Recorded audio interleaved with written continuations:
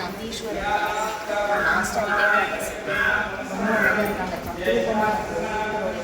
நிஜமாக அங்கேயும் நம்ம பார்க்குற மாதிரி ஸோ அந்த கண்களில் பார்க்கணும் உயிரோட்டமாக ஒரு சில சிலைகள் பார்க்கணும் நமக்கு வந்து சரியாக ஃபினிஷிங் இருக்காது. பட் இங்கே வந்து ஒவ்வொருத்தருக்கும் அந்த கண்ணில் அந்த உயிரோட்டம் நம்ம பார்க்கலாம். நீங்கள் பார்க்குறது அழகாக பண்ணியிருக்காங்க. நம்மள்கிட்ட பேசணும் சித்திரம் பேசுது அது மாதிரி ஒவ்வொரு நம்மள்கிட்ட அப்படி பேசுகிற மாதிரி இருக்குது. அதேமாதிரி குரு பகவான் சொல்லுவாங்க, சிவனோட அம்சம் தான் குருவும்.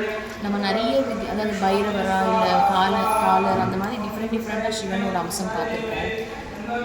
குரு வந்து நிறைய பேருக்கு அவர் யாரும் அப்படிம்பாங்க. தட்சிணாமூர்த்தியும் சிவனோட அம்சம் தான், அவரோட ஒரு இதுதான் ஞானம். ஏன்னா நம்ம ஒரு விஷயம் அப்படி நம்ம கேட்டுட்டு போகிறோம் அப்படின்னு வச்சுக்கோங்க. சிவன் வந்து என்ன செய்வார்னா பதில் கொடுக்காம அமைதி. இப்போ நம்ம ரொம்ப குழப்பம் ஒன்றுமே புரியல அப்படின்னா அவர்கிட்ட போகும்போது என்ன செய்வாங்கன்னா முதல்ல நம்மளை அமைதிப்படுத்துவோம்.